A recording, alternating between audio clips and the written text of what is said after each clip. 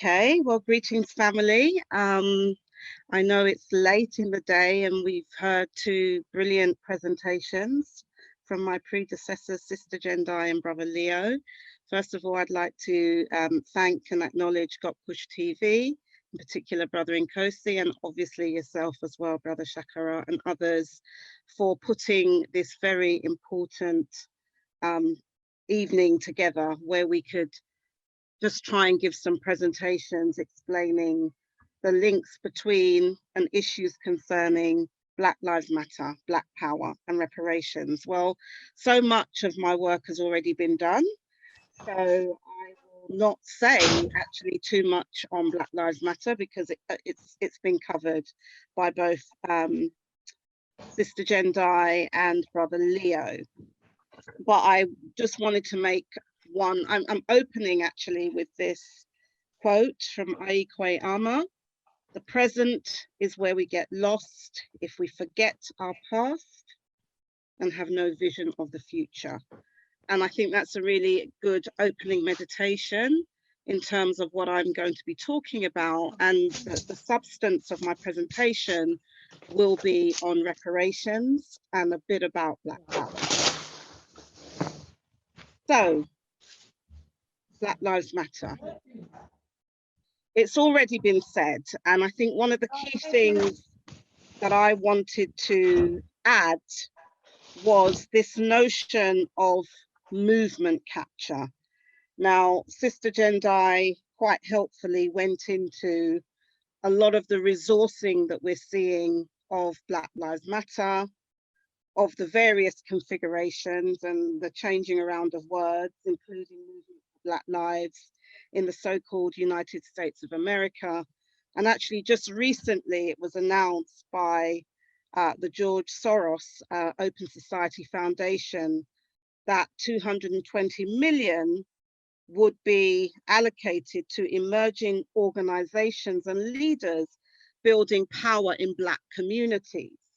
So this is a recent thing. Yeah, you can Google it, you'll see it's a recent headline. And that really brings me to the research of somebody called Dr. Megan Ming Francis, who did this study that was released in 2019, The Price of Civil Rights, Black Lives, White Funding and Movement Capture. And actually, she's not talking about the current Black Lives Matter movement or movement for Black lives in its various configurations, but her research is relevant to looking at what happens when you get huge cash injections from people outside of our communities. So this is a quote from her research.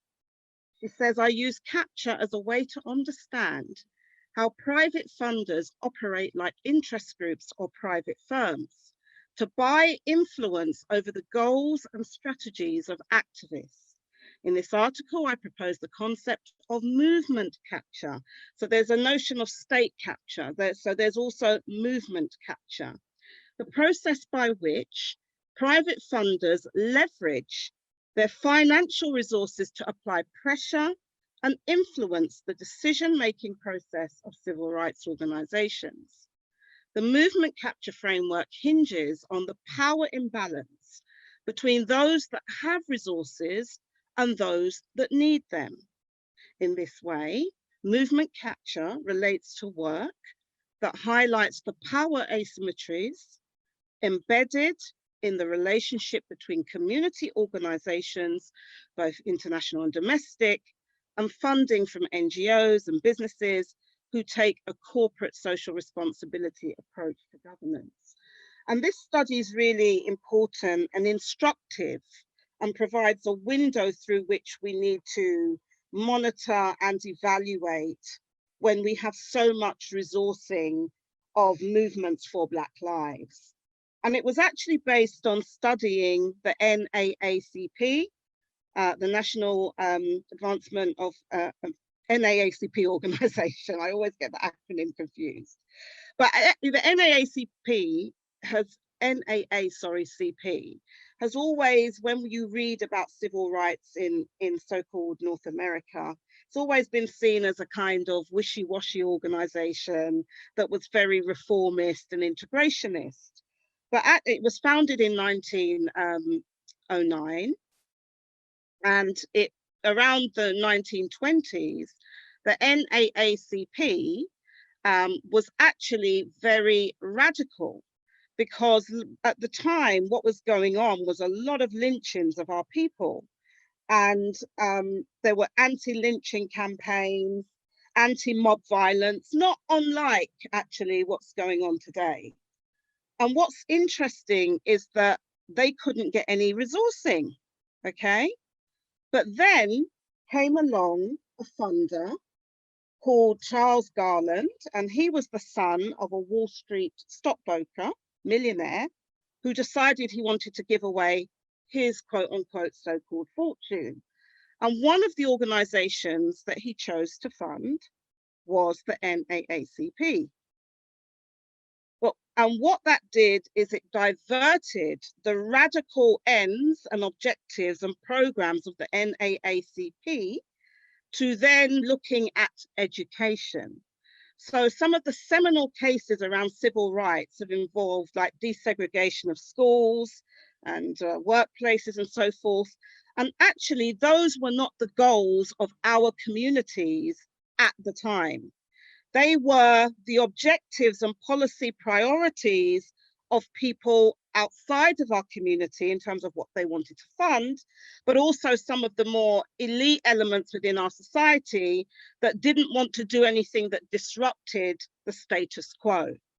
And in her analysis, what she actually argues is, what would the NAACP have been, and how advanced would our struggle be today had there not been this interference with all this huge amounts of resources that then redirected the struggle for so-called civil rights to notions of education and being able to go to schools that were desegregated and to sit in the same places and eat in the same restaurants as white people.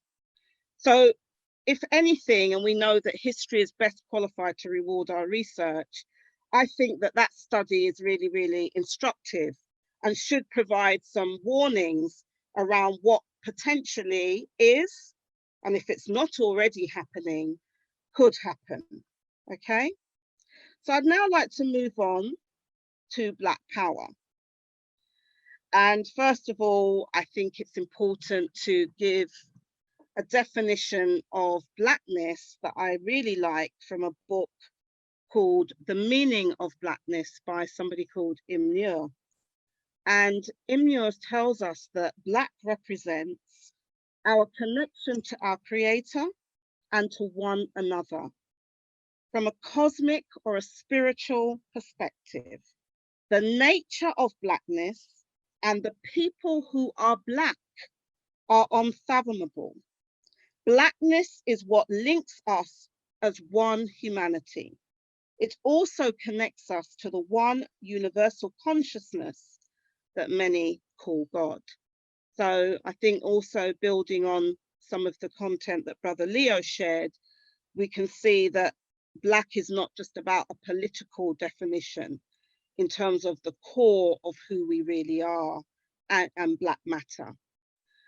And I've just got a slide here that points to a book from written by a historian called Ashley Farmer, Remaking Black Power, How Black Women Transformed an Era. And I put that in there because a lot of the stuff when we're researching historically about Black Power, a lot of it centers actually the ideas and the organizing of men.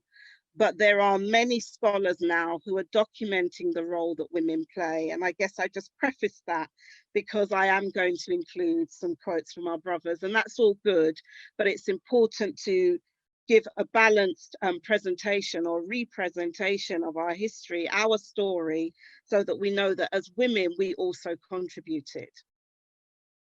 So I've got a definition here in terms of Black power. And one of the people that really gets associated with defining and shaping this is Kwame Ture, who was formerly known as Stokely Carmichael. And this was taken from an address he gave at a university in 1967, the first quote, "Black power is full participation in the decision-making process affecting the lives of Black people." And then the second quote says, "We are now engaged in a psychological struggle in this country, and that is whether or not Black people will have the right to use the words they want to use without white people giving their sanction to it, and that we maintain, whether they like it or not, we are going to use the word Black power." And this was an address at the University of California in Berkeley in 1966. So I move on to some more soundings about Black power from Dr. Kwame or Sajifo Kwame Nkrumah. So he tells us in 1968, which was a message to the Black people of Britain, that was to us, one of the few heads of state, if not the only one that has provided a specific message to our people here. By Black power, we mean the power of the 4/5 of the world population, which has been systematically damned into a state of underdevelopment by colonialism and neocolonialism. In other words, Black power is the sum total of the economic, cultural, and political power which the Black man, and of course that also is us, it's not just the Black man, the Black woman, must have in order to achieve his or her survival in a highly developed technical society, and in a world ravaged by imperialism, colonialism, neocolonialism, and fascism. Black power epitomizes a new stage of revolutionary consciousness of the yearnings and aspiration of the Black man, the Black woman. Since the Black man and Black woman are the most oppressed of the races of humankind. Black power, therefore, is the struggle for the possession of the economic, cultural, social, and political power which we, in common with the oppressed and the exploited of the earth, must have in order to stampede and overthrow the oppressor. Like that part, to overthrow the oppressor. Unless we are prepared to do this, then we are prepared to be enslaved. Moving on to some more soundings. Dr. Walter Rodney, African Guyanese. And this is from his Groundings with My Brothers in 1969. Black power can be seen as a movement and an ideology springing from the reality of oppression of Black peoples by white peoples within the imperialist world as a whole. Black power means 3 closely related things. 1, the breakup with imperialism, which is historically white racist. 2, the assumption of power by the Black masses. 3, the cultural reconstruction of their society in the image of the Blacks. Black power is not racially intolerant. It is the hope of the Black man, the Black woman, that he and she should have power over their own destinies. Of course, I'm paraphrasing. This is not incompatible with a multiracial society where each individual counts equally, because the moment that power is equitably distributed among several ethnic groups, then the very relevance of making the distinction between groups will be lost. Black power advocates find it necessary to assert that Black is beautiful. The road to Black power must begin with a reevaluation of ourselves as Blacks and with a redefinition of the world from our own standpoint. And I come back to Kwame Nkrumah, 1973, in The Spectre of Black Power. He tells us, "I see It in the United States as part of the vanguard of world revolution against capitalism, imperialism, and colonialism, which have enslaved and exploited and oppressed peoples everywhere, and against which the masses of the world are now revolting, not unlike today. Black power is part of the world rebellion of the oppressed against the oppressor, of the exploited against the exploiter. It operates throughout the African continent, North and South America, the Caribbean, wherever Africans and wherever people of African descent live. It is linked with Pan-African struggle for unity on the African continent and with all those who strive to establish a socialist society. And finally, on Black Power, we come to Dr. Kathleen Cleaver, who was a member of the Black Panther Party. Black Power replaced Freedom Now as the battle cry. We young women and young men who flocked to the front lines of the war against segregation were contesting the remaining legacy of racial slavery. What we sought to eliminate were the legal, social, psychological, economic, and political limitations still being imposed on our human rights and on our rights as citizens. That was the context in which we fought to remove limitations imposed by gender, clearly aware that it could not be thought of as a standalone issue, which introduces the whole notion of intersectionality and the way in which we need to see these things. So Black Power, this is where, in terms of those who've come to be associated with it historically, this is how they defined it. And it's interesting to see how definitions today, in some respects, have changed among some of those who have interpreted Black Power after. So Black Power in many quarters today represents just Black economic power. And it's totally different from this notion of a world revolution and systemic change and transformation, social change and transformation that countered the forces of imperialism, colonization, which still held and continue to hold our people down.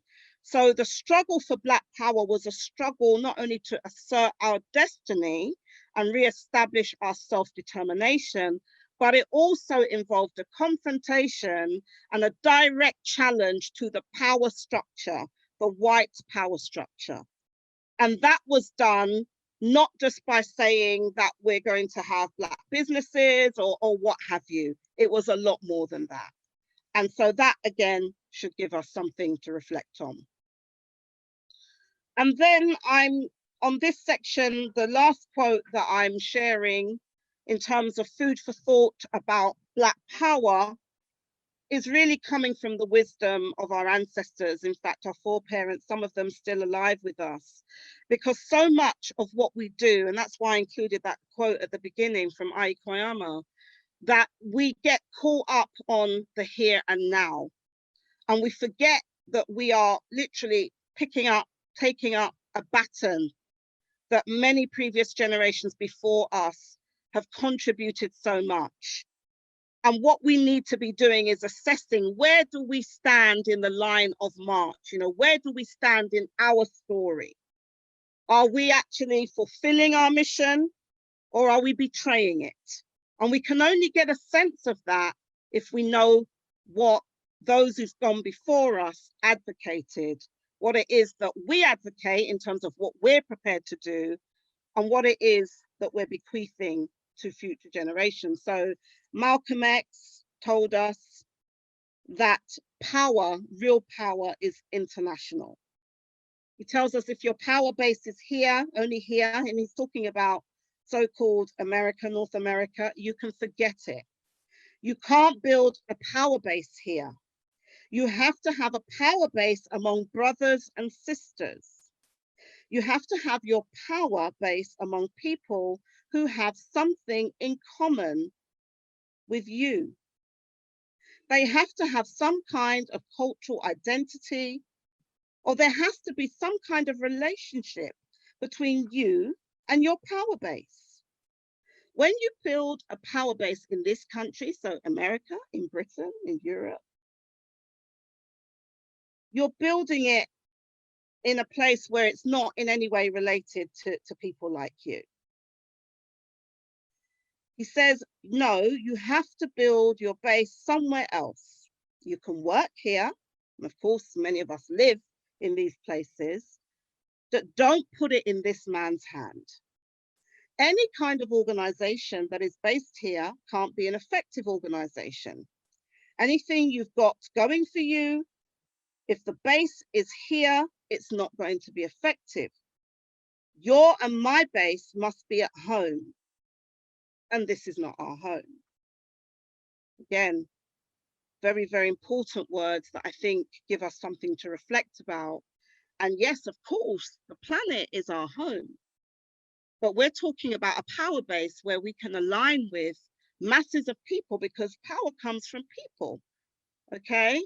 Comes from power, you know, people organizing, unifying together around their strategic, geopolitical, cultural interests.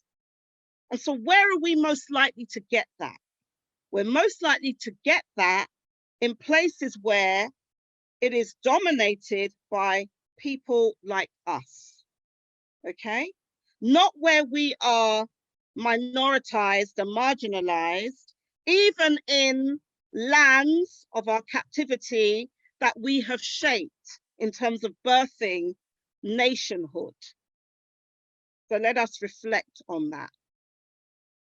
So I'm now moving on to talk about reparations, and the introduction to that, looking at Black power, hopefully should take us nicely into the whole notion of reparations, okay?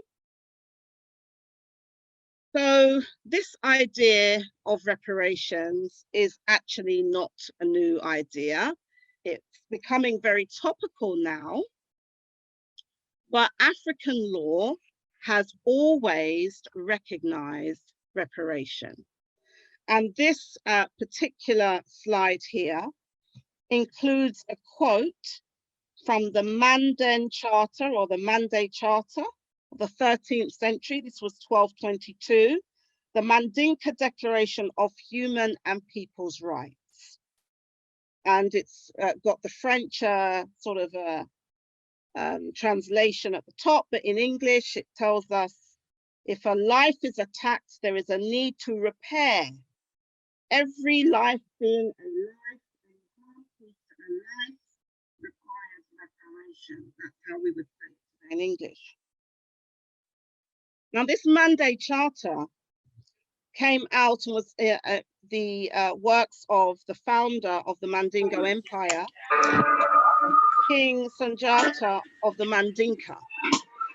And so this notion about reparations and the idea that, which is what we consistently are told by European governments, is that slavery was legal. This notion of reparation was already there in our own law, our own jurisprudence, which is the science and the philosophy of law in Africa. It was something our societies knew about. So when we're looking at law, and you really can't talk about reparations effectively without looking at law, whether we're talking about statute law or whether we're talking about natural law or cosmic law or divine law, law is involved. And since we're paying tribute to those who've gone before, as a reparationist, I acknowledge the efforts of our people in this country in particular, because a lot about the history in the UK is not known. So I'm involved in doing historical research, which has charted the history or our story.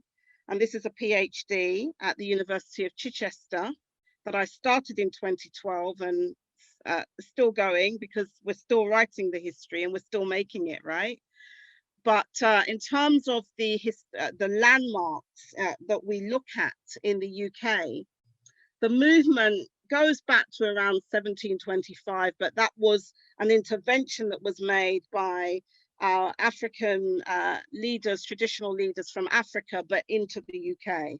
In terms of people who were organizing here, one of the key landmarks is the 1787 publication of this book, The Faults and Sentiments of the Evils of Slavery, written by somebody called Atoba Kodwo Enu, otherwise known as Atoba Kugwano, who was born in around 1757 in the Fante region in Ghana. And in 1787, Kugwano published this book, and his work, which was part autobiography, part political treatise, and part Christian exegesis, has an enduring legacy as the first substantial anti-slavery text written in English by an African. And the first African to demand publicly, that we know of in terms of the way history gets recorded, the total abolition of, the acronym there is the transatlantic traffic of enslaved Africans. We don't use that term slave trade, okay? The freeing of enslaved Africans, and to pronounce the African human right to resistance against enslavement, as well as advocate in writing the demand for reparations, including restitution, okay? So when we're thinking about what our people have been doing, this notion that our people just woke up, I don't know, in the 60s and started demanding reparations is just untrue. My research catalogues every generation that we've had in this country from the mid 1700s or so to late 1700s has been articulating the demand for repair or reparations in different ways. And by the way, this text from Kugwano, it actually uses that word restitution. And in Sister Jendai's presentation, when she spoke about the UN framework on a right to a remedy and reparation that was codified in 2005, then restitution is one of the 5 principles of reparation. So our people were thinkers, they were doers, they were organizers, they were intellectually reasoning about our condition.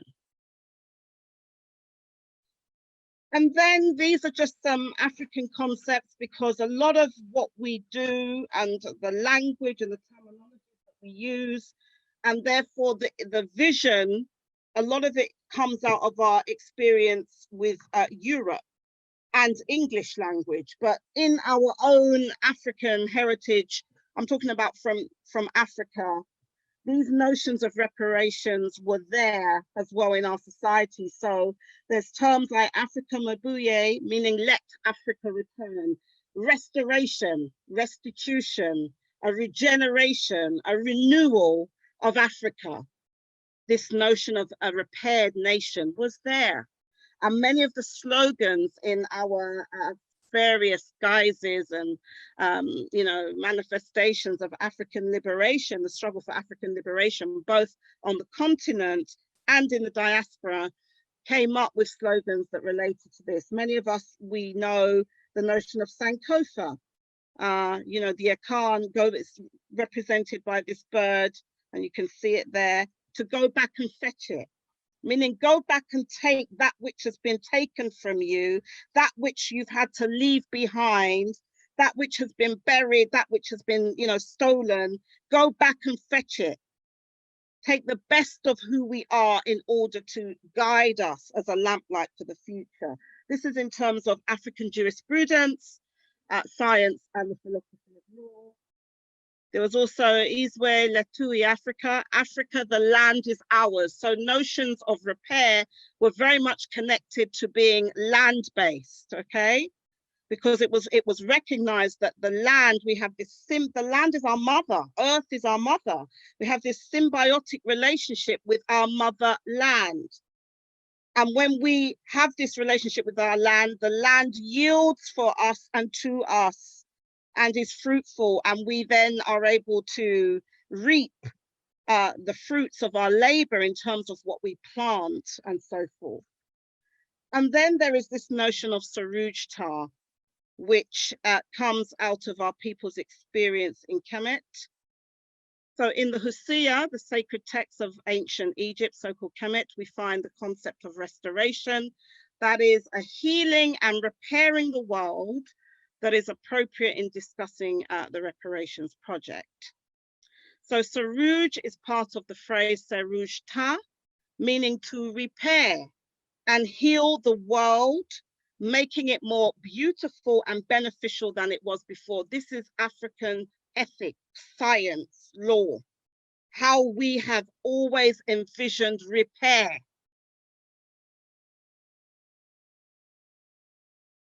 Now, this is an ongoing moral obligation in Kawaida, the Ma'atian ethical tradition, and it's assessed in the following terms. Sarujta, meaning to raise up that which is in ruins, to repair that which is damaged, to rejoin that which is severed, to replenish that which is depleted, to strengthen that which is weakened, and to set right that which is wrong, and to make flourish that which is insecure and underdeveloped or undeveloped. That is coming from our people's tradition. We're talking still about reparation and reflecting on that meditation I began with in terms of where's the vision? Where is the vision that we have today on repair? Where's it coming from? Is it just me, myself, and I, and what I personally think, what you personally think you're entitled to? Because a lot of our discourse on reparations is like that. Oh, I'm owed this. What about, it's not just about you. What about your family? What about your whole lineage? If you were to have a conversation back in time with your grandmother, your grandmother's grandmother, and going back, or your grandfathers, all throughout our lineages, what would they say? What would they tell you? What would that wisdom be? Then we come here, since we're in the UK, in terms of this presentation, just talking a bit about how the elites in this country have viewed this question of reparations. So this is a quote from William Pitt the Younger, who was a prime minister at the time, and this is in the House of Commons. No nation has plunged so deeply into this guilt as Great Britain, and the guilt that he's talking about is the guilt of chattel slavery. No nation has plunged so deeply into this guilt as Britain, Great Britain.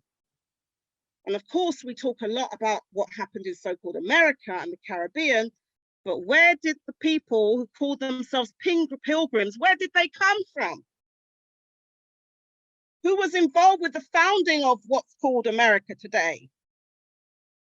Then we'll get a sense of why William Pitt the Younger could say that in the Houses of Commons, when every generation since then has struggled to acknowledge responsibility for our enslavement, colonization, and neo-colonialism, which we in the Stop the Maangamizi, We Charge Genocide Ecocide campaign refer to in the Kiswahili word of the Maangamizi, meaning African Holocaust and continuum of chattel, colonial, and neo-colonial forms of enslavement. Let's just bring it a bit more modern day.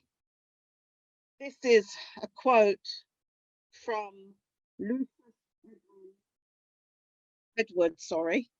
William Carey, and he's the 15th Viscount of Falkland, politician and hereditary peer. This is a quote from a debate on reparations that was introduced by somebody called Lord Anthony Gifford. He says, the African people are extremely forgiving. They have forgotten the inequities that they suffered in recent times. To encourage the kind of attitude of fervent desire for reparation here would go against the grain, certainly among Africans, because it's not in their nature. Not in our nature. And this is not like, 100 years ago. This was just 1996 that was being said. And of course, at that time, the voices for reparations were largely coming from our grassroots communities. There was, in 1993 in this country, an organization that was formed called the African Reparations Movement, that was co-founded by the late Bernie Grant and Dorothy Kuya and others, people like Linda Bellos and others. And unfortunately, that organization ceased to operate from around 1999-2000 when Bernie Grant got sick. But that was an attempt to bring together people, but there were still many of our Pan-African groups, like the Pan-African Congress movement and others, who stayed outside of that process of ARM and, were quite critical of it. So it's really important to recognize, again, the recent history as well as the longer history. Now, this is a quote I like because this year for the Reparations Rebellion groundings that we are co-organizing as the Stop the Mangamizi campaign and the African Emancipation Day Reparations March Committee, we have the theme, Uniting to Stop the Mangamizi for Our Very Survival, Planet Repairs Now. And this quote from a study that was done in COBRA, the National Coalition of Blacks for Reparations in America, by two law professors, Professor Ajua Ayatoro, who was a member of NCOBRA, and Professor Adrian Davis, looks at some of the challenges that there have been in our people uniting around the various strategies and tactics of reparations. So even though many of us, and probably on this call, I'd like to think are pro-reparations as opposed to being opposed to it, we may not see eye to eye on what we think it is and what we're expecting by way of outcome. So Ayatoro and Davis tell us that part of the largely untold history of reparations is the struggle, not only for reparations itself in terms of what we think it means or what we want or what we're entitled to, but also the struggle between distinct Black classes over strategies for citizenship and the right to envision the racial future. So for some people, reparations, believe it or not, was having a Black man in the White House. Well, we know how that turned out. Others, and the longer tradition of reparations has always been linked to nationalism, nationhood. Those are the oldest sentiments that we find anywhere on the planet in terms of the research that's been done on what's called the historiography, which is the history of what people do to organize for reparations, as opposed to just the philosophy or the legal arguments or the aesthetics and the art and the culture and all of that.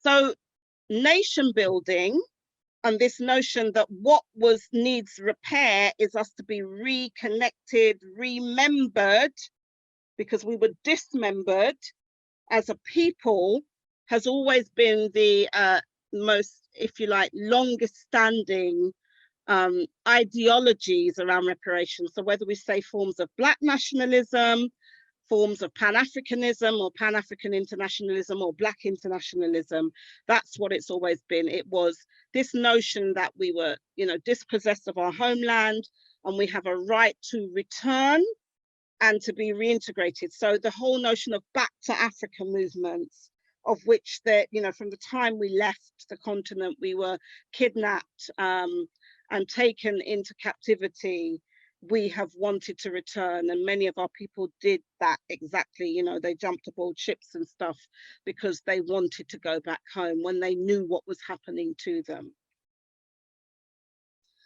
So reparations are clearly not a paycheck, and they're not begging anyone to do anything for us. I mean, you know, when those are oftentimes, these are some of the objections that we get to reparations, right? I'm gonna skip some of this because Sister Jendai did explain quite a lot. This is a photo that I really love from one of the African Emancipation Day reparations marches that we commemorate. Historically, we've been doing from 2014 until last year, and this year, of course, we're doing something different. But I love this placard, you know, Repair Nation is reparations. That's a really great placard. And that sentiment around this desire to be part of a nation, to have a nation, to know that we belong to one, and that's not the nation where we're born, that's our passport, yeah? Because we know that even in this country, wherever we are, even the Caribbean, so-called America's been there centuries, we know that our lives are still being devalued. So that goal, that aspiration has been kind of played out on the streets of London with our people, new generations, generation upon generations, but that desire is essentially still the same. Chimwezu framework on reparations, can't spend time on it because I know that people have been here a long time, but not only do we use the UN framework, we use what's called the Chimwezu framework. The UN framework is an operational framework, right? Whereas the Chimwezu framework is a conceptual framework. So essentially it goes into repair, and it goes all these different types of repair. So a lot of people, when they raise objections to reparations, you'll often hear, when you talk to them long enough, it's not really an objection to reparations, it's just that they think reparations should be one thing or another, or it is one thing or another. So somewhere along the spectrum, I'm sure most people on this call or listening to this will relate to, or maybe prioritize one aspect or more of the various types of repairs that Chimwezu mentions.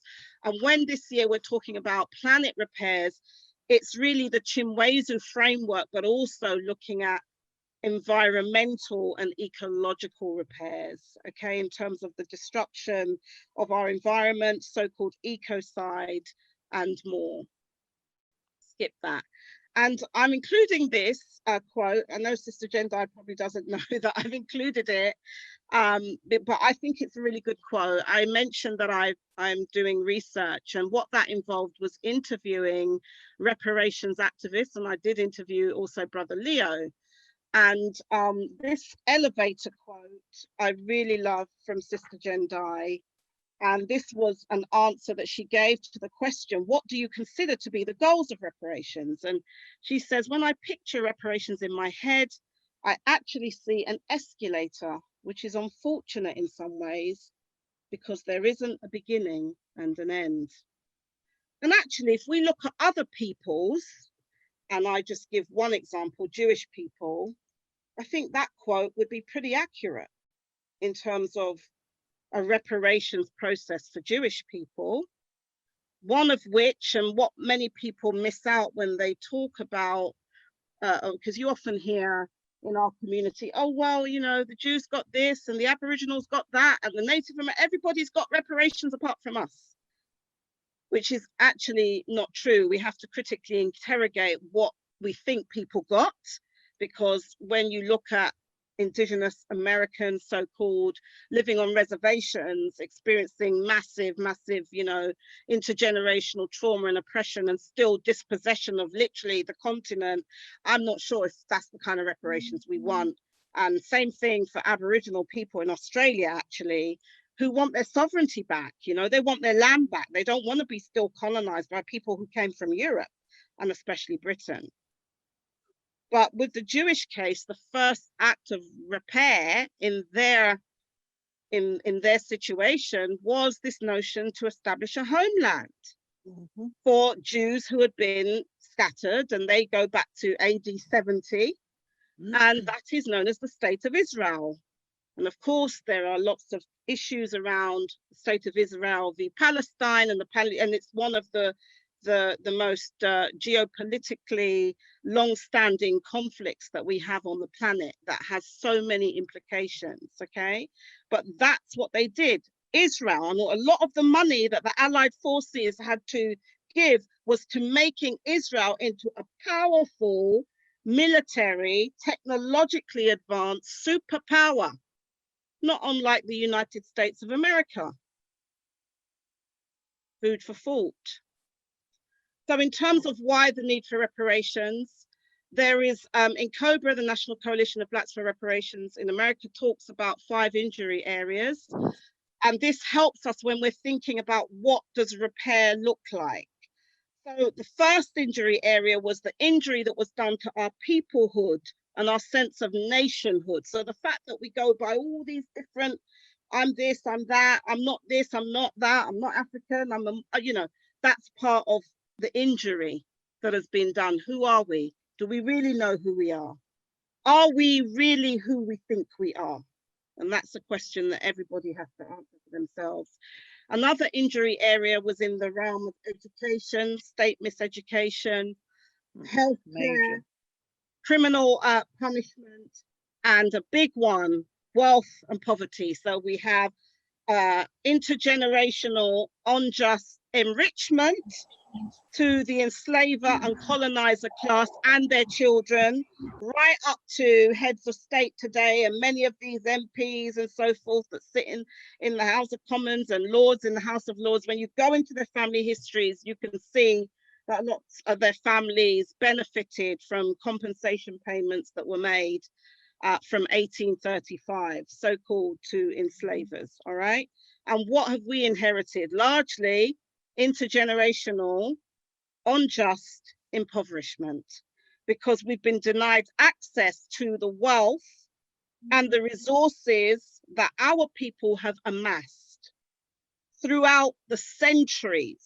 Imagine who we would be if the Ma'angamizi did not, if it never happened. Just imagine, can we imagine what the world would have been like but for the Ma'angamizi? Spirit murder. You see, we talk a lot about the money, but these are some of the aspects that are hard to quantify in just, you know, dollars and pounds and euros or whatever currency you want to use. Spirit murder is the concept that is used to interpret the psychic injuries that people suffer as a result of an obliteration of the self through domination by an all-powerful other. And this is something that has been developed by African-American law professor, Dr. Patricia Williams, and it manifests itself through racism, genocide, and cultural obliteration. So when we look at a lot of our behavior as a people, in terms of the negative legacies of the Ma'angamizi, this is something that the law doesn't quite recognize by way of remedy, yeah? So when we're looking at what our right to a remedy is, let us not narrow and try and now squeeze out what we think existing law will grant us if we got, you know, if we only had some great lawyers, because that's how a lot of people think. Or that someday one of these governments is just going to get up and say, okay, we acknowledge that we owe you people some money, so we're just going to pay you. Genocide. Sister Jendai spoke about the genocide. Dr. Raphael Lemkin, who coined the term genocide, and we know the 1948 Genocide Convention, but one of the things that people don't realize is that Raphael Lemkin did a lot around cultural genocide. He was interested in how do you obliterate a people? How do you cause a people's destruction?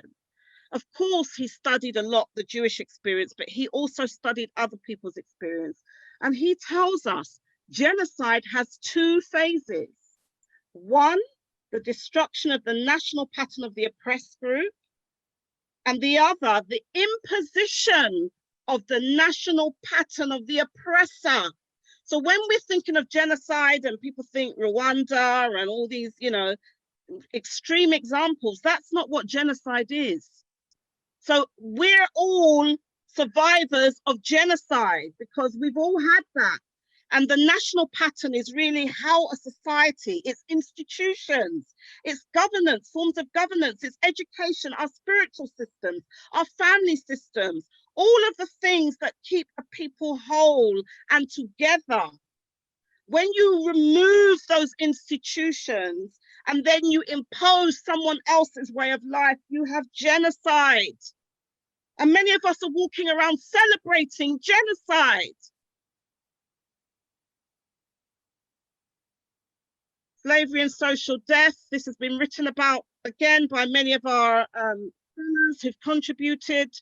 So Orlando Patterson spoke about the beginning of social death coming from the initial enslavement, process. The psychological process of social death included the effect of rejection as a member of society and becoming genealogically isolated through the loss of heritage and the right to pass on ancestry to our children. Then we have the notion, which is similar to social death, but civil death is recognized at the level of the United Nations. And civil death means that you are in existence. So like us now, and this ridiculous attempt, although it's being challenged a lot more now, thank goodness, BAME and BME and BIMA and all BAMA and POC and all kinds of things. All these words that mean nothing. So it means that you are in existence, but you are not known politically in the state in which you reside.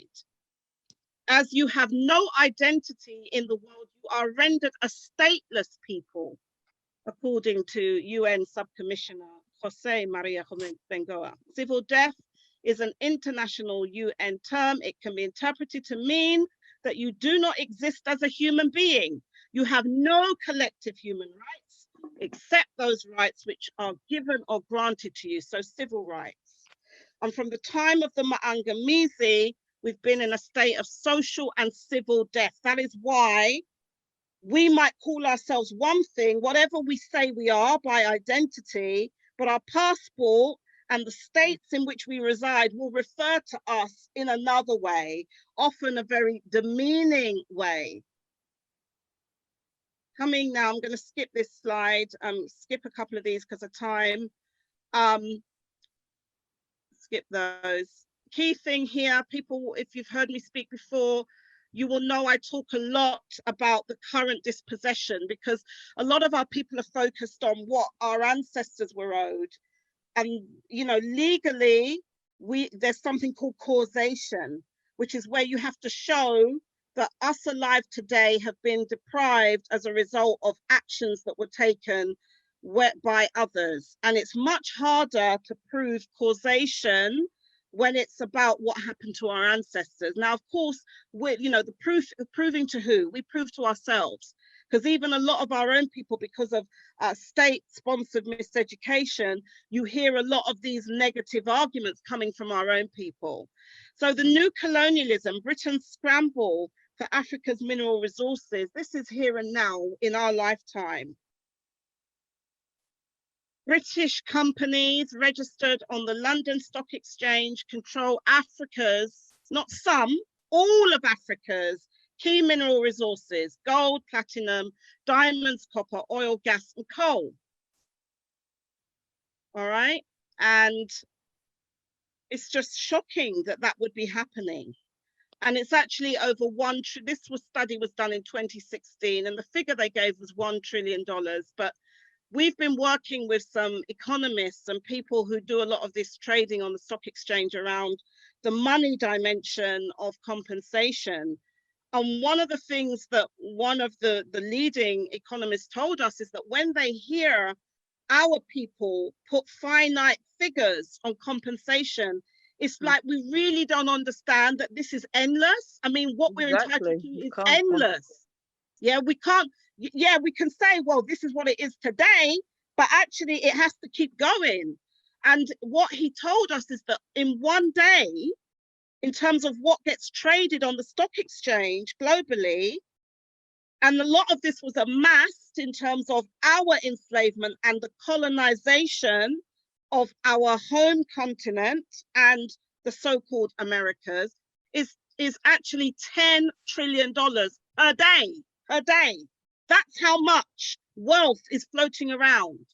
And what he said to us is that actually it's like someone stealing your land, building you a little hut, yeah, that's all decrepit, and then they build these luxury apartments and mansions, and they continue to collect rent for generations, and they pass it on to their children.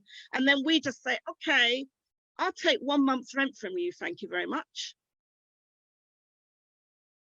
This was a report on its accounts, and there's a lot more. In 2017 and 2014, basically Africa is a net creditor to the world, the rest of the world, at least $41 billion a year. I mean, these figures will have gone up now because that was 2017.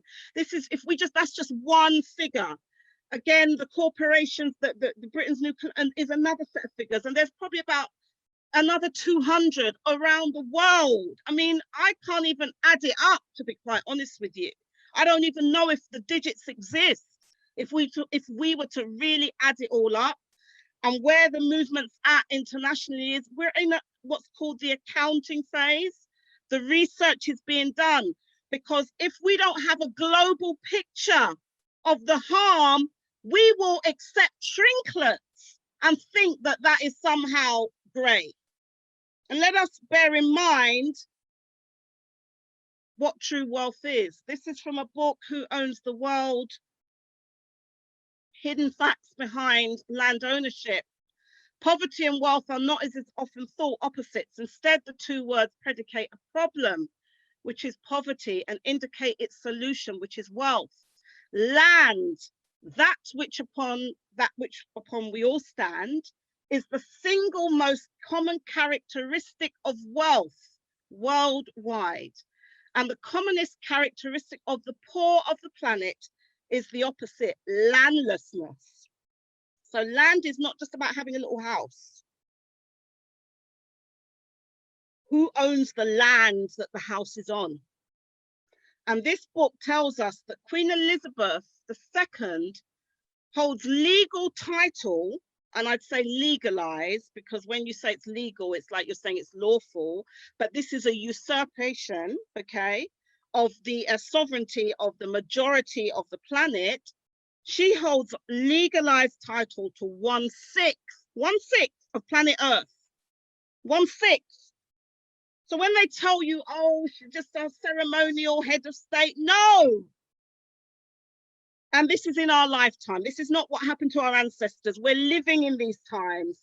And what is our responsibility? We have a responsibility to stop the maangamizi of today. Our foreparents, our ancestors stopped the maangamizi of their time. So chattel enslavement, colonization, and then it morphed into neo-colonization, which is the phase that we're at.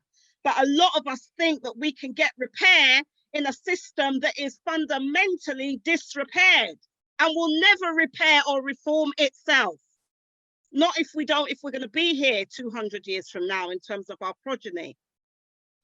Skipping on, skip this really in terms of we haven't got the time to go into all of this, so I'm skipping quite a lot.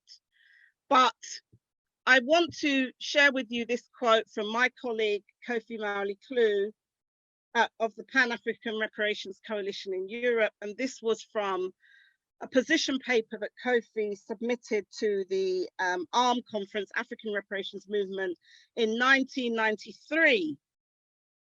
He says, it will be gross, self-delusive, wishful thinking to believe that those wielding the reins of white racist supremacy are going to pay any serious heed to the African demand for reparations unless their hold on the machinery of global power is effectively challenged by the well-organized, upsurgent, and self-empowering masses of African people and their allied progressive forces throughout the world. So reparations are a question of power, the power to define it, the power to take it, the power to shape it, and the power to make it. And no matter what our wish list is, if we don't have the power to back our demand, like, dare I say, certain nations that do that, then we're just whistling in the wind. So what we're going to do, people, what you going to do? Are we going to keep saying reparations now, we're owed? Okay, whatever you think reparations are about, the question is how? How are you going to get it? How are you going to make others give it up if it's something that you think other people can give to you? The how. And that's what we need to focus on a lot more. So in the struggle for reparations, and I'm coming to my final couple of slides, there are some key ways in terms of strategies for effecting and securing reparatory justice. You will very rarely hear me talk about, oh, paying reparations, because that's so passive. And I don't want our people to feel that you can just be sitting back behind your laptop and just on Facebook, whatever, commenting and think that, or just turning out even one day a year and commemorating our struggle for repair and think that that is going to get us there. It's not. So these are 7 key strategies: revolution, political organizing, mass mobilization, and social movement building as part of a struggle for African and indigenous peoples' liberation, international lobbying and networking, diplomatic strategies of state actors, litigation, parliamentary or legislative strategies, and then number 7, where a lot of us may come in, organizational and institutional change. So when you look at the movements around the world, you will see that different people are taking up different ones of these strategies, and that's okay. All right, that's okay for us to do that, but it's important to know the different strategies that there are in terms of the different roads. I'll skip some of this stuff because, yeah, it's just too long to go into it. And this is just looking at, you know, key strategy, how we do movement building. So this now moves us on to where I want to end up in terms of the Stop the Mangamizi, We Charge Genocide Ecocide campaign that partners with the African Emancipation Day Reparations March Committee. We have a petition that in the UK started its incarnation in 2003. And it was first done under the auspices of something called the Black United Front that was initiated by the Nation of Islam. And the original petition came out of America in 1951, the We Charge Genocide petition. So when we're saying to you, please support the campaign and sign the petition, we're saying, align yourself with our people's story internationally, in terms of when we've made the biggest moves to represent our people on the international stage. So this is a copy of the book, We Charge Genocide, The Crime of Government Against the Negro People. And it was initiated in 1951 by many greats, people like Paul Robeson, and William L. Patterson, who was a lawyer with the Civil Rights Congress of the United States of America. Imagine the Genocide Convention coming out in 1948, and by 1951, you have this document that details all the manifestations of genocide that the United States government was committing against our people. And I recommend people read it, and we have initiated a version of this and are going through a similar process of documenting the genocide today as our evidence base.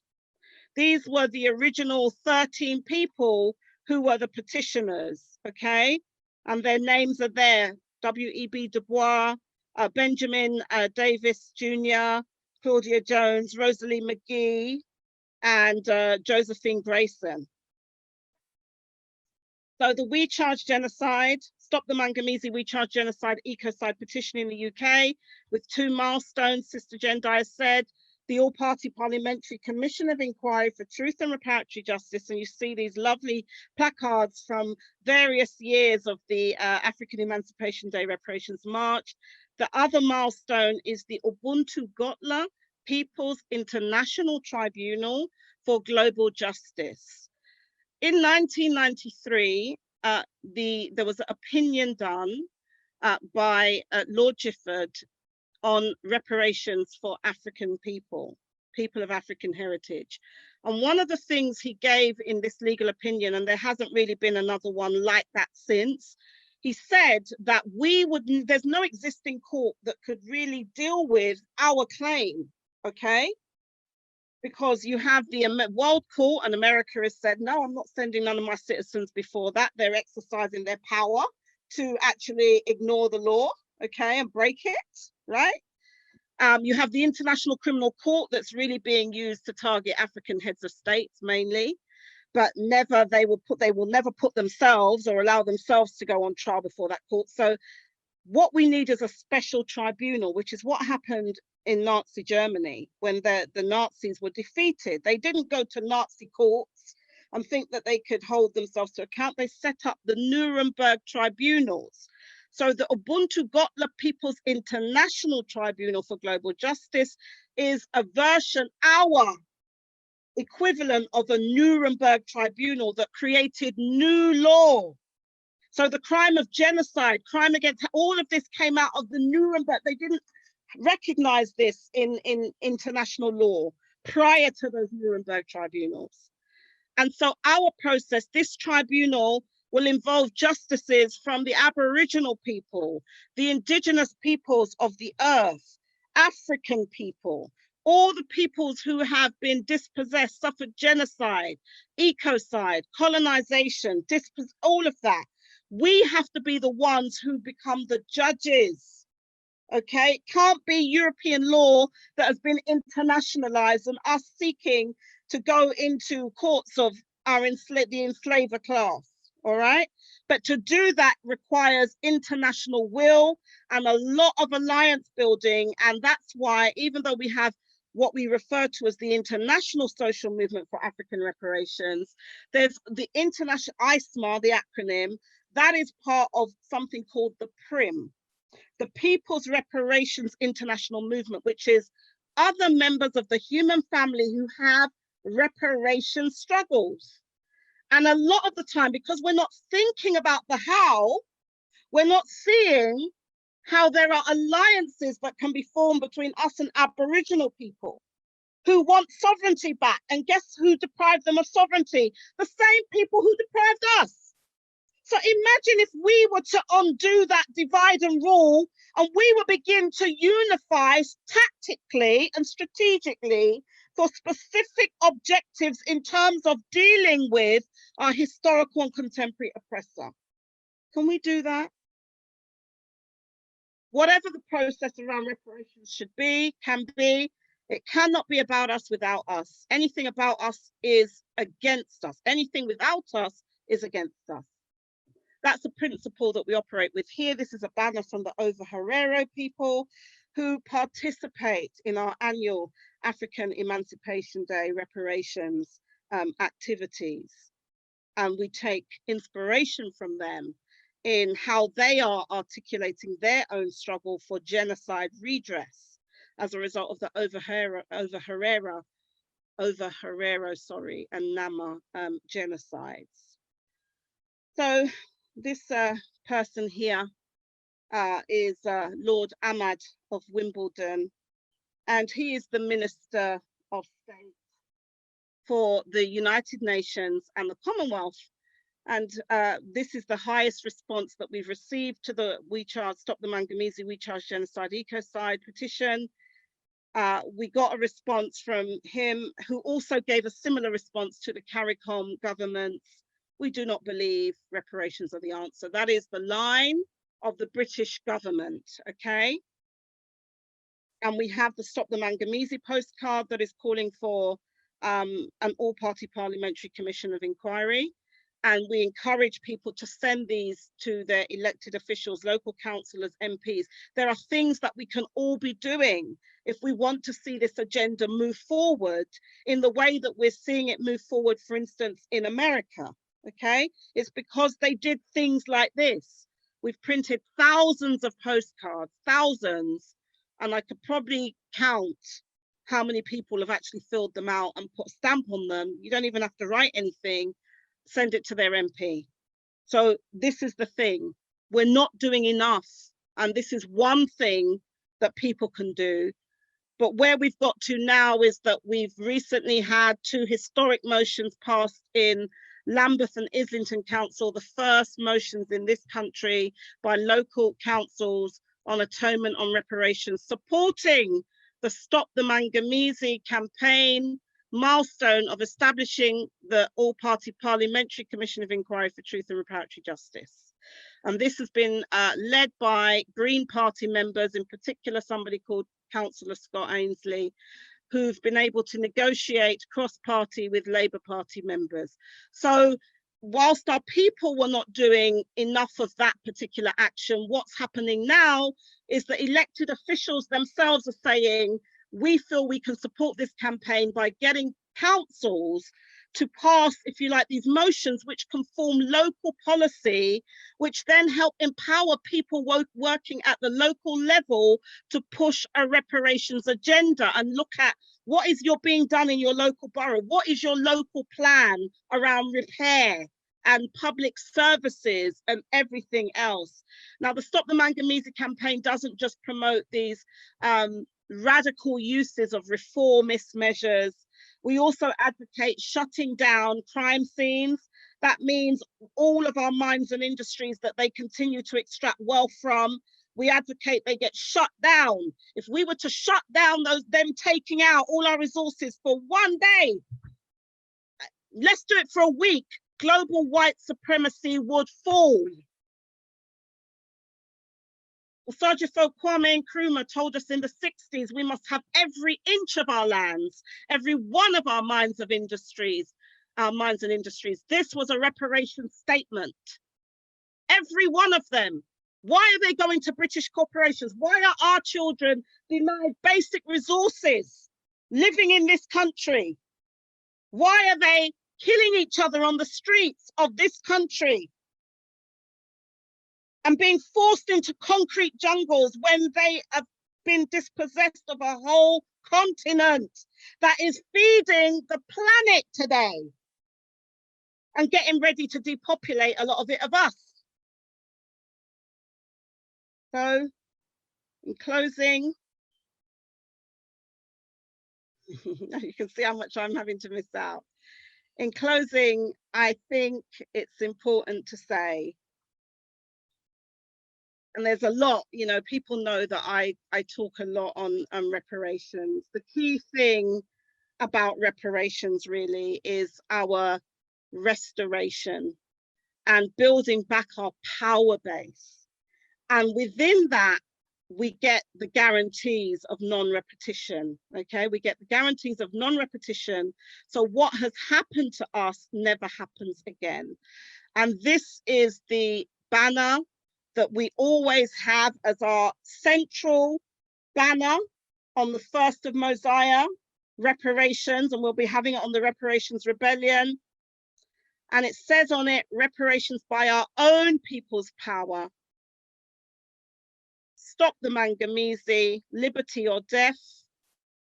Build Ma'atu Ubuntu Man in Ubuntu Dunia. And that is Ubuntu, Ubuntu Man is a repaired Africa that we have a right to belong to. Doesn't mean everybody's going to physically live in Africa.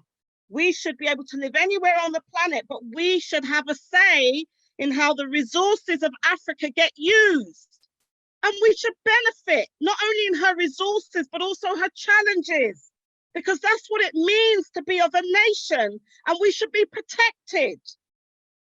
But it's not just about a repaired Africa, because if we don't have a planet and our repair process catalyze the repair processes of other members of the human family, what will happen is that we will be surrounded by a whole group of disrepaired people that will do on a continental scale what they've done to Black Wall Street and others. And the Move example where they just come and drop bombs, yeah? In the Caribbean, we've seen it with the invasion of Grenada, and now we're seeing it with the attempt to also invade and impose sanctions on Guyana. If you do not have a strong might and be able to defend yourself, even at your borders, then we will be ravaged again, as has been our experience throughout the centuries. So this has to be it. It can't be we're leaving the struggle for our children to fight and our children's children. We have to ensure that our actions today lead to the final victory where we can have a place and a meeting point in our rendezvous of victory. But in order to do that, we have to have a world of what's called Ubuntu Dunia, a world of global justice, where there is right conduct on the planet, where we don't kind of just kill and extract the bowels out of the earth because we're so greedy. We take what we need. We build a new civilization that is based on the principles of Ma'at and Ubuntu, which recognizes that we are humans through how we exercise our humanity to other humans. A big part of the Maangamizi has resulted in dehumanization. So we become that which we hate. We become our oppressor in our struggle to restore ourselves. And we have to be about a new world and a new way and a new reality. And I'm now going to close finally with Chimwezu, okay? Because Chimwezu, I think, is very wise. And one of the things that in his earlier writings on reparations, he brings out a lot of ethics. In our repair as African people of African heritage, ethics are key. So we don't want a model of repair like the Israel-Palestine situation, because that's just going to bring war for eternity. It might not be at our door, but it will be at the door of our children and our children's children. Chimwezu tells us the most important aspects of reparations is not the money the campaign may or may not bring. The most important part of reparations is our self-repair, the change it will bring about in our understanding of our history, of ourselves and our destiny. History and destiny go together. The change it will bring about in our place in the world. For we need to move from this old global order where Holocaust happened to us to a different global order where Holocaust or Maangamizi will never happen to us. We need to move from this old global order which sucks resources out of our veins and piles debts upon our heads to a different global order in which our enormous resources shall serve our own prosperity. We need to move from this old global order, which is permeated, and then they would say negrophobia, and we say today Afrophobia, to a new global order that is cleansed of Afrophobia. One where we would live in dignity and equality with other races, so-called peoples of humanity. The best approach to reparations for the past is to make preparations for the future. That is our job, that is your job. Let us put our plans together, because the time is coming when we will want to hear from you. We have a project under the auspices of the Stop the Maangamizi campaign, working with Sister Joan that's on the call, filmmaker, I Am Witness. And in preparation for this commission of inquiry, we are seeking people, we already have some, to be witnesses, because we want you to give testimony at this commission of inquiry. But it won't just be about saying, well, this happened to us. This will also be about saying, we are already in the process of repair, and support us in our self-repair efforts. Because we know nobody but ourselves can heal ourselves and restore ourselves. But we have to be in the driving seat of that, and we mustn't sit back and like this with our little bowl. Please, can I have some? No, be about the plan. So we're encouraging people to develop what's called Pempamzié plans.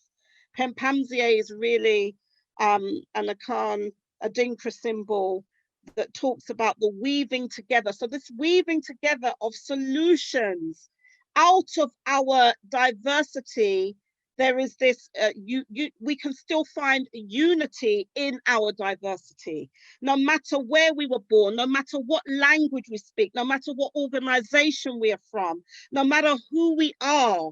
Let us find a way to be about the planning at the local level, the nationwide level, the international level, the global level. And then we work our plan, and it's about saying to others, because when we start doing that, the forces that be that are denying us our sovereignty will naturally yield, because they will see that we are a people who are organizing ourselves for rebirth and restoration of our self-determination. And we're not waiting for it, we're taking it. Give thanks.